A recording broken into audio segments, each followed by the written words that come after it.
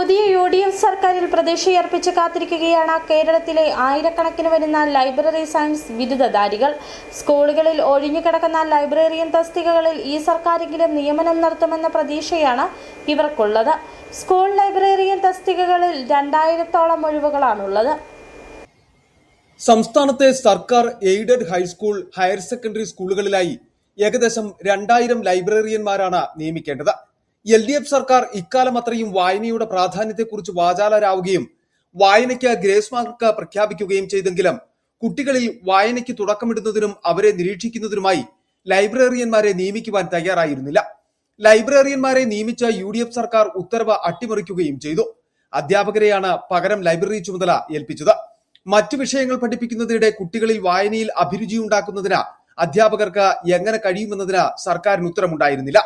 നിരവധി തവണ ഉദ്യോഗാർത്ഥികൾ സർക്കാർ ഓഫീസുകൾ കയറിയിറങ്ങിയെങ്കിലും അനുകൂല നിലപാടും ഉണ്ടായില്ല.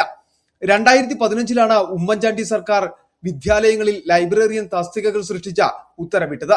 ഈ ഉത്തരവ് പിന്നീട് LDF സർക്കാർ മരവിപ്പിക്കുകയായിരുന്നു. ഇതിനെതിരെ ജീവനക്കാരുടെ സംഘടനകൾ കോടതിയെ സമീപിച്ച അനുകൂല വിധിയും നേടിയിരുന്നു.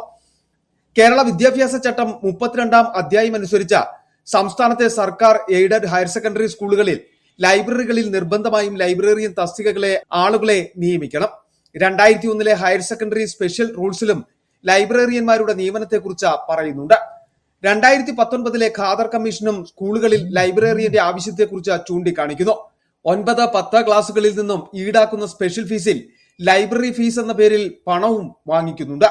ഹയർ സെക്കൻഡറി പ്രവേശനത്തിലും ലൈബ്രറി ഫീസ് ഇനത്തിൽ പണം ഈടാക്കുന്നുണ്ടെന്നതും ഏറ്റവും പ്രധാനം. എന്നിട്ടാണ് തസ്തികകളിൽ ആളുകളെ നിയമിക്കാത്തത്.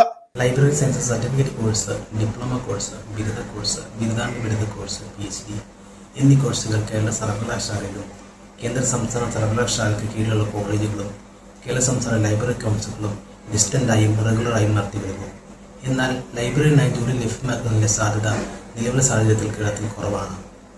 ലൈബ്രറി നിയമനത്തിന് നിയമമുണ്ടെങ്കിലും ചട്ടമില്ലാത്തതിനാൽ 24 വർഷമായിട്ടും നിയമനമില്ലാതെ കിടക്കുന്ന ഒരു തസ്തികയാണ് higher secondary school librarian. Higher secondary സ്കൂളിലെ സ്പെഷ്യൽ റൂൾസിൽ ഇത് ഉൾപ്പെട്ടിട്ടുണ്ടെങ്കിലും തസ്തിക സൃഷ്ടിക്കാത്തതിനാൽ ഇത് നീണ്ടു പോവുകയാണ്. കേരളത്തിൽ ഏകദേശം 1600-ഓളം സർക്കാർ എയ്ഡഡ് സ്കൂളുകൾ ഉണ്ടെങ്കിലും അതിൽ ലൈബ്രറിയൻ തസ്തിക ഇപ്പോഴും ഒഴിഞ്ഞു കിടക്കുകയാണ്.